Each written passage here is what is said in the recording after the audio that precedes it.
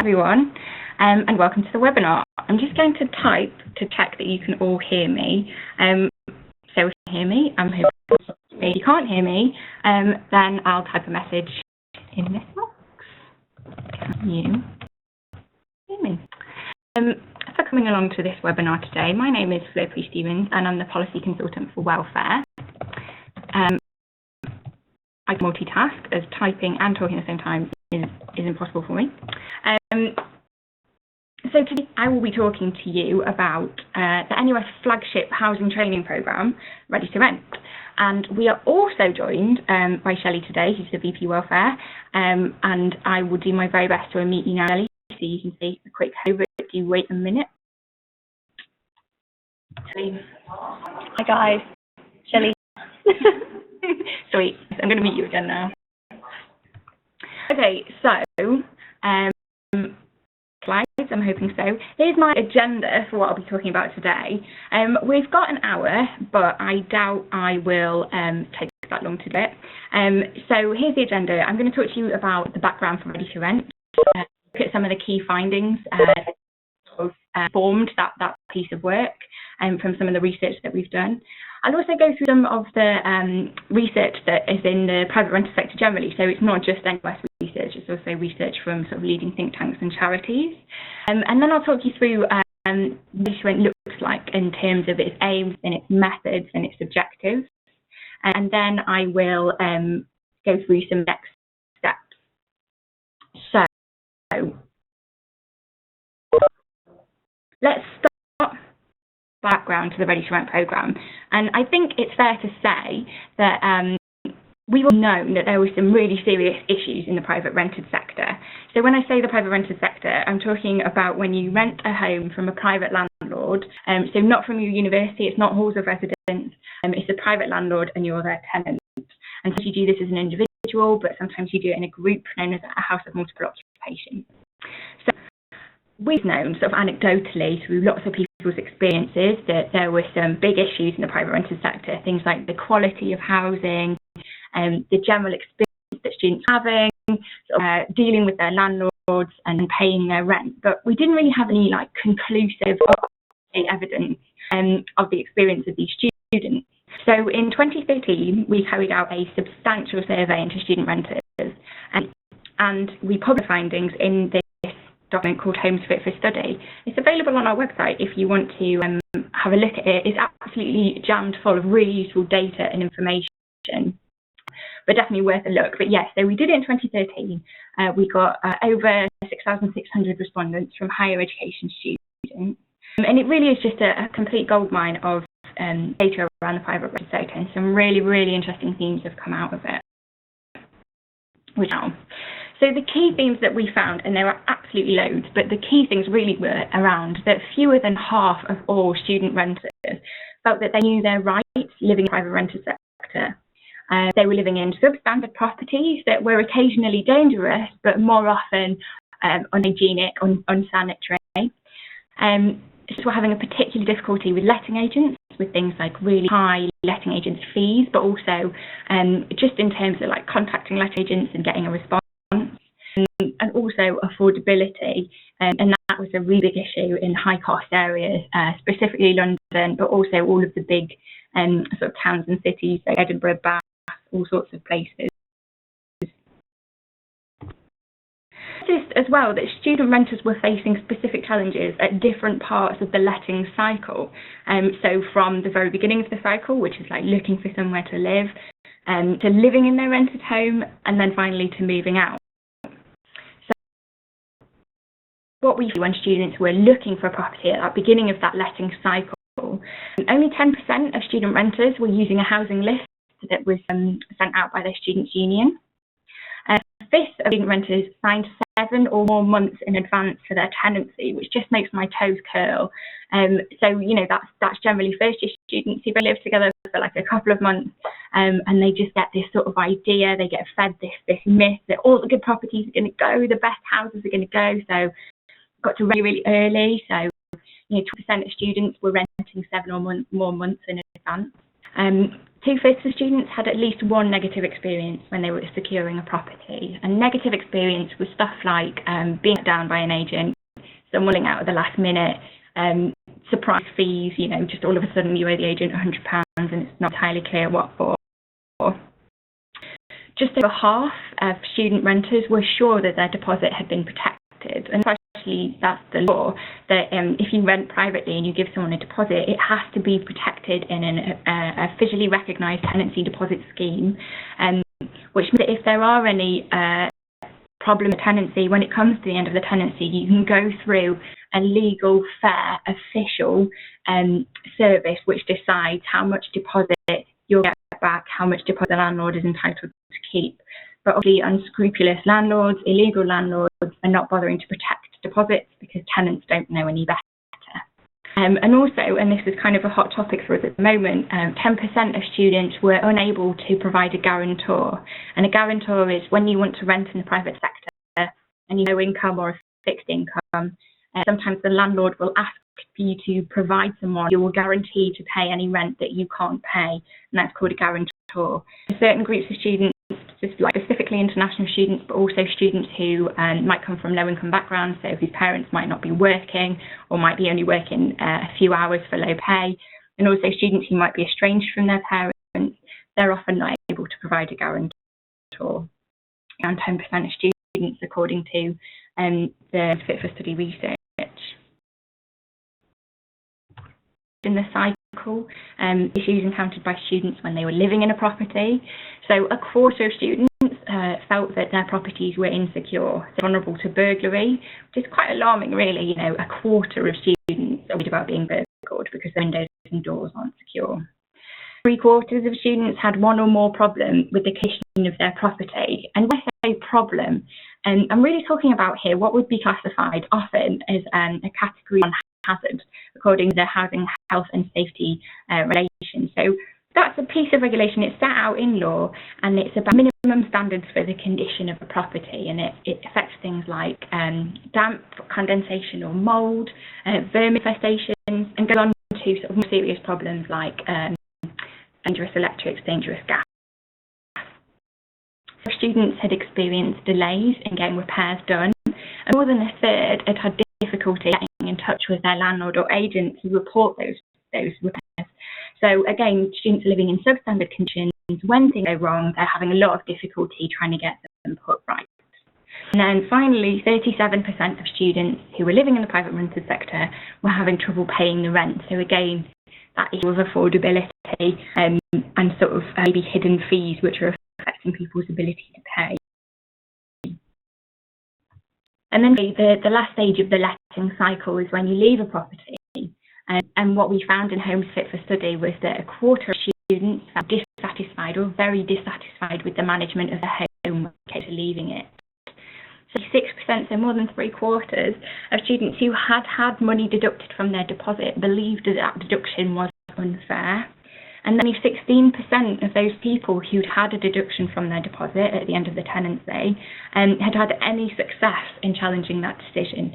So again, that's going back to, if you're not sure that your deposit is protected, and then when you try and get it back, a landlord might charge you for all sorts of things. A really common one is a professional clean of the property, or wear and tear, sort of repainting walls because you've had blue tack up, that kind of stuff. And those are decisions that, you can challenge through the tenancy deposit protection scheme. But only 16% of students in Homes Fit for Study had any success doing that. It wasn't just our research that was indicating there were some really substantial issues in the private rented sector.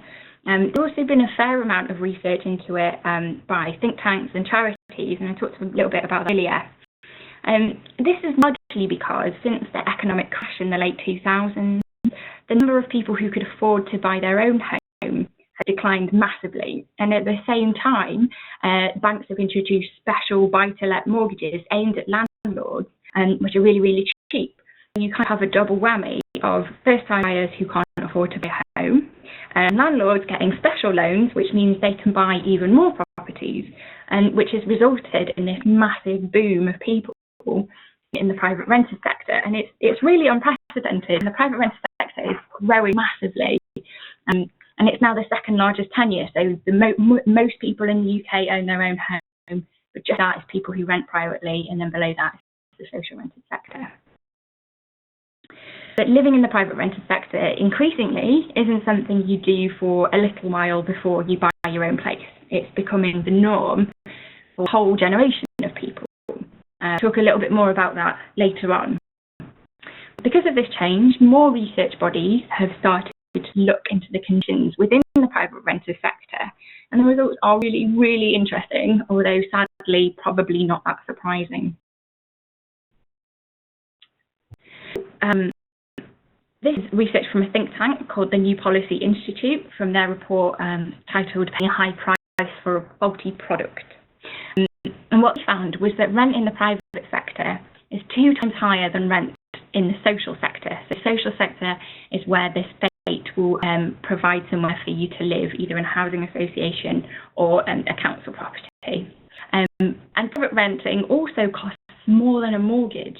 So if you're already in the private rental sector, you're already paying more than someone living in the social rented sector, and also somebody who owns their own home. Despite the cost of living in the private rented sector, the quality of your home is likely to be much worse than people who own their property and people who live in the social rented sector. So if you live in the private rented sector, you have a much higher risk of experiencing a Category 1 hazard compared to other tenures. I mentioned earlier, a Category 1 hazard comes from the Housing, Health and Safety Recommendations, HHSRS, which is a piece of legislation about minimum standards in your home. The New Policy Institute also found that at least 1 in 8 private rented households is living in unsafe housing, so housing that just isn't fit at all for human habitation. 20% of renters across the private rented sector are dissatisfied with the repair service they had. Shelly, which is the housing and homeless charity, recently published this piece of research, Safe and Decent Homes, which looked at the impact of living in poor housing on your health. I also found was that poor conditions like damp and mould, which are pretty familiar in student housing, contribute to physical and mental health problems. Properties are hard to secure, so we talked about the high proportion of students who felt that their property was insecure. Properties that have vermin and poor noise insulation as well contribute to mental health problems.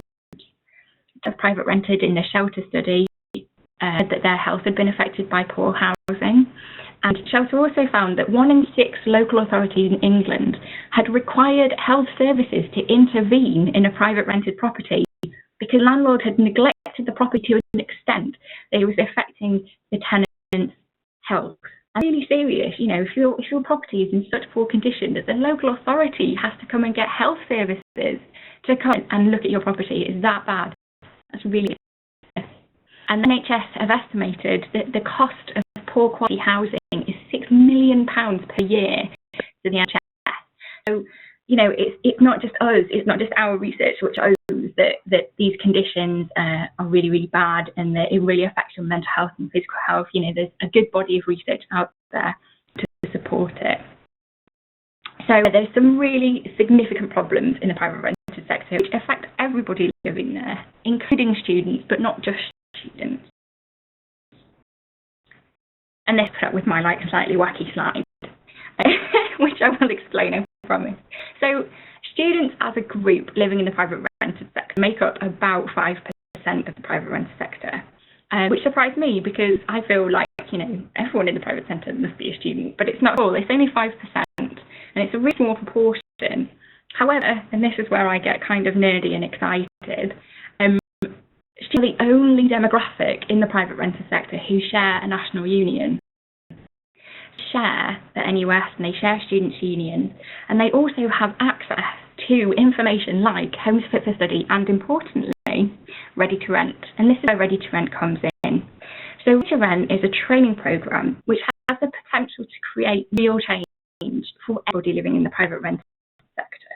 Because as we train many students as we possibly can of that 5%, and we train that 5% to understand their rights in the private rented sector and to demand their rights in the private rented sector, to say to landlords, you know, I'm not going to put up with these awful conditions. I'm just not going to rent a property from you. This is terrible. And as we sort of, you know, create that change within that 5%, as graduate and they go on and they become young professionals and they become families, they're very likely to continue to live in the private rented sector.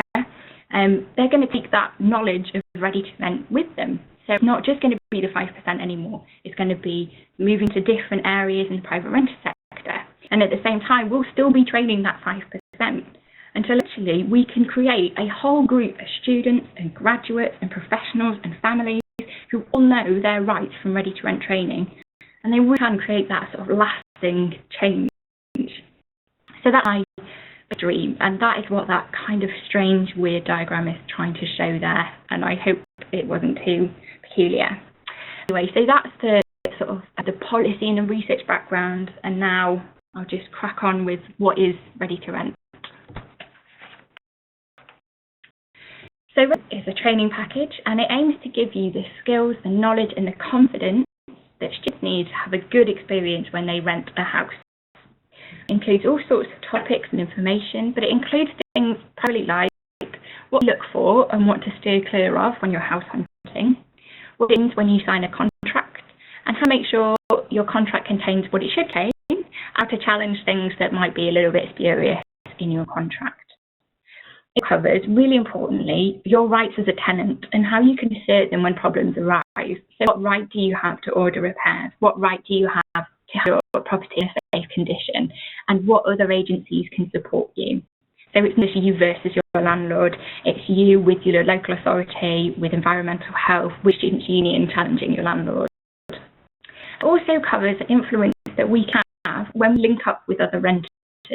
With basic maths, there are far more private renters than there are landlords. And so if private renters join together and demand change, and they're informed of their rights, we can have massive influence in the sector against poor performing landlords. It's Ready to Rent is a full training package for students' unions to use however they want to. It's available for free, and it's got its own website, but you can also access it via Connect. And all the training materials are there. So we've taken a trainer approach so that we'll give you the materials for you to deliver the training to your own students. So you're not relying on anyone else to come out and teach you how to do it. You can do it yourself, and you do it however you want. So the resources are really flexible. So you can read through them and sort of like check the bits that you like the look of the most, get rid of the rest, or you could deliver it sort of straight out of the box if that's what you think is going to work for you. It's a really flexible program. Materials are available online through the Ready to Rent website, but also on NUS ULearn Hub. And if you'd like more information about that, I can certainly give it to you by email if you just want to drop me a message. The materials include things like workshop plans, webinars, little videos you can watch. I did want to show you a video today, but Sam, who's helping me with this webinar today, was like, it's not going to work. You have to imagine it. But I'll send you the link out afterwards so you can have a look at it. It's like checklists, the house hunting checklist, which you can literally put out, give to students during housing fair, and off they go. And so there's real sort of tangible, helpful stuff there, which can have a real impact sort of immediately. There's also training activities. So if you want to make a day of it, you can do. I was at some training the other day, and they were telling me that they had like got some people in, they made like an event of it. They did a sort of housing workshop, lots of different themes. But you know, so you can make it like as long or as short as you like. You can make it a handout. You can make it a full training day. It's entirely up to you. I definitely will send the resources. Yeah. So if you want to either stick your email address in the comments box, or email me directly. My email address is at the end of this webinar. We can sort it out. And also, really excitingly, we are updating the materials, and we are doing all the boring stuff, like checking that it's still like legally compliant because some of the laws have changed, but also like really exciting stuff. So we're covering new themes, new topics. We're going to put some material on there about guarantors, stuff tailored for international students, stuff tailored for FE students. So that's really exciting and important. So keep checking back for the updates, but I think April we'll start to see some really, really cool stuff.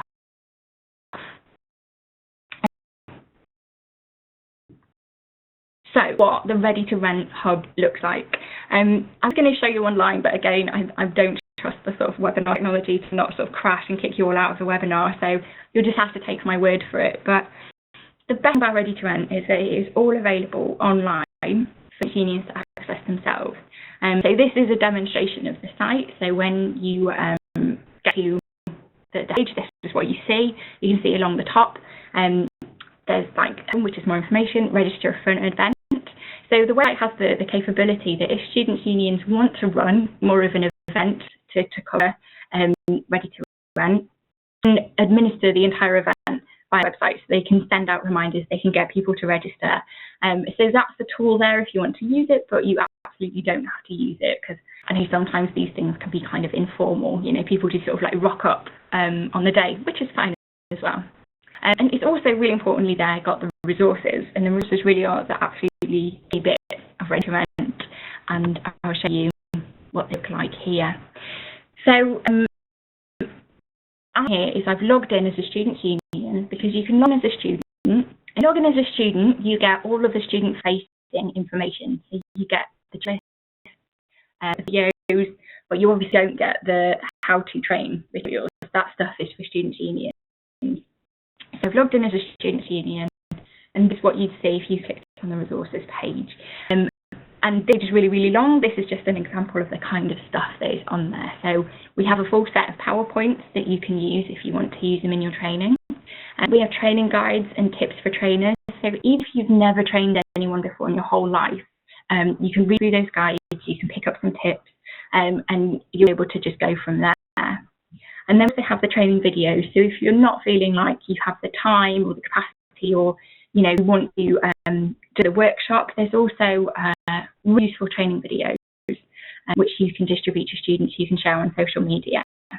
So the whole point of Ready to Rent is it's absolutely free. It's for you to use however you think will work best. And so anything like social media, you want to share it, you want to tweet about it, make it your own, it's absolutely there for you to use.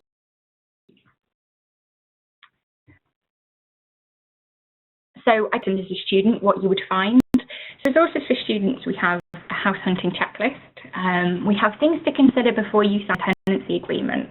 And I think that's really important, because I know that feeling of like, oh, you've got mates and you find your like property and you really want to live there, and there's a tenancy agreement, you think they're all standard, so you'll sign it. But just to have this, like, you know, this checklist, this guide, things to consider before you sign a tenancy agreement, it's a really powerful tool to make sure that you're not going to sign your life away. You know, tenancy agreements for a year, it's a really serious contractual obligation. So you need to make sure that you're clear in what you're signing. It has things like model guarantor agreements. So we happen to be fortunate enough to have a good relationship with landlords in your local area. You can ask them to sort of adopt these things. So you can say to them, like, you know, I appreciate the need to have a guarantor, but could you perhaps using our model agreement, because, you know, then we can recommend you to our students. So there's also ways that you can use the Ready to Rent materials to work with landlords in your area as well. It's not just about sort of bashing them over the head if they're awful. We have some really good tenancy tips videos, which I do secretly love. And we also have things like tenancy troubleshooting guide, which covers common problems that you might encounter in tenancy, where you can go to get help. And also moving in, moving out tips, so what you need to bring with you and what you need to take with you, importantly. Yeah, I was going to show you, but you just have to imagine it. It's really, really good. Just move on from that. So I mentioned as well that we have got some new materials for 2016, and this is really down to our funders, the Tenancy Deposit Scheme, who, as a charitable trust, look to award projects who have a kind of focus on renters' rights. And they've really kindly agreed to fund us again with an additional £17,000, so we can develop Ready to Rent even further and really promote that message of students' rights, students' responsibilities in the private rented sector. What we get money for is to open up access, make this course, these materials, a kind of just online resource for any student to access, because as I said, like with my ridiculous diagram, my absolute ambition is that every student will know about Ready to Rent. Every student will know that it's there, at least maybe watch a couple of videos, and at least take with them a tiny bit of knowledge and maybe tell their friends. So it's going to be open access. we are going to make some more bespoke resources for FE students, because FE students are living often in a different situation to higher education students. So further education students live in social housing, they might still live with their parents, they might be estranged, all different housing issues there. So we're going to make sure that we're going to develop some new material for them. And as new modules for stuff like international students, parents and carers of students. So if you're asked to be a guarantor, sometimes parents or family members aren't sure what that actually means. So we'll have some information about that. And we do more to promote it to students, because, you know, you may have twigged a little bit keen about students about this. So we'll do more to promote it to students, to really push that kind of message about rights and responsibilities. And as I say, we will update it in line with legislation. I'm so excited to get this project started. We're about to start, and you'll start seeing new materials really soon, but I'm earmarking April for the time that you'll notice the biggest difference. But yeah, there's some really good stuff on there at the moment now. It will just be adding to it. So don't wait, you know, go and have a look now and dash this space for all the new stuff. So that's the end of me rabbiting on. In terms of next steps, if you want to have a look at Ready to Rent and you want to know a bit more about it, you can go to readytorent.nus.org.uk. You need to register if you haven't registered before, but that's fine. It's really, really easy. Just put in your details and I will approve you. Or if there's anything that you want to email me about, there's my email address. So yeah, I can send you links to resources. I can answer any questions you might have about the resources. But yeah, that is probably it from me. So now I'm going to ask you guys, is there anything you want to ask me? If you have any questions, just let me know. You do this in two ways. You can type it into the little chat box, which is on the right-hand side of the screen, and you can click to all participants or to me. Or you can raise your hand and I will unmute you, and then you can talk to us about it.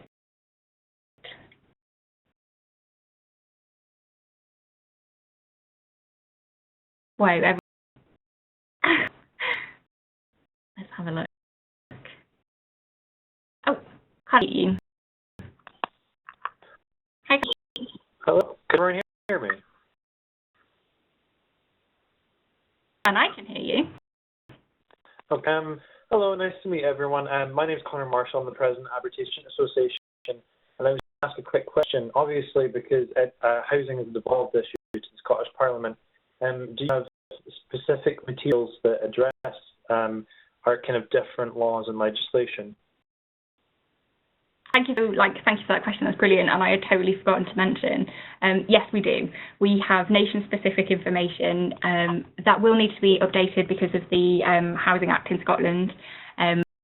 But we do, and for anyone listening from Wales, we're also going to have the materials translated into Welsh, which we haven't done yet, but we will do. So that's a really good question. Cool, thank you for your answer. Thank you. Ooh, I did get the little stuff in. Okay. Says asked, do we have any materials that take an approach on living in halls also? So Ready to Rent itself is specifically about the private rented sector. So our sort of funding agreement from our funders was that it would be for the private rented sector. However, we do have material on NUS Connect about living indoors in purpose-built student accommodation, and we're also in the process of reviewing and editing and creating materials all about our housing advice. So if there's stuff that you think we need some guidance on this, please drop me or Shelly an email and just say, like, this is what I want information with, and we'll either update an existing guide or write a new one to make sure that we're kind of plugging that need.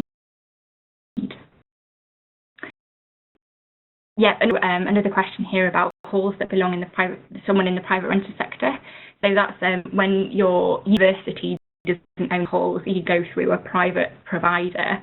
So it should be regulated by a set of codes of practice, which NUS administers and sits on the board. And those codes regulate things like the quality of the accommodation and the standards that you should achieve, you should receive. But again, yeah, if problems in halls of residence, purpose-built student accommodation is a specific issue for you, let us know and we will send you the information we do have, but also look to see if there's something that we need to do to make something more relevant.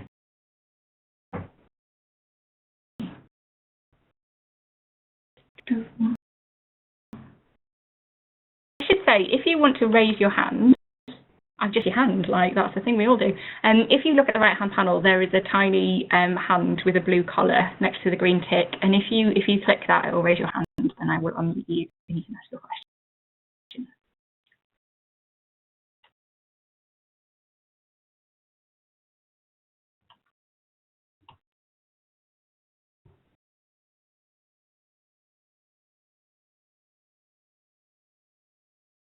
Oh. We have a question here. If % of renters are students on the market, do you know how many complaints to the dispute resolution service from students as a percentage? That's a brilliant question, Matthew, thank you. I don't know that, but that's definitely something we should find out, because if students are asking a disproportionately large or few, that might be something where we can offer some guidance. So the answer, no, I don't know. That is a brilliant question, and it's something that we could look into, definitely. Tony has asked, did you say that the materials can be customised? We have Hull Stars and Hull, and it would be great to merge the branding with our own. I'm sure our materials can be customised, and I think it would be just a question of sort of merging the logos. The only thing really would be to make sure that we continue to have the right logos on there, so that, TDS, the logo, and we still have our logo. But yeah, I think that's a brilliant idea to merge it together. Because really, it's like for you, for your students. So I'd love to be able to, mush it all together and have one brilliant training package.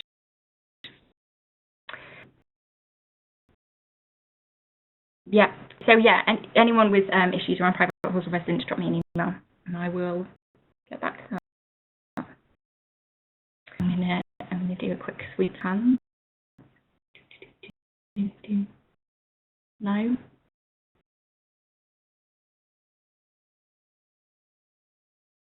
Okay. And more questions.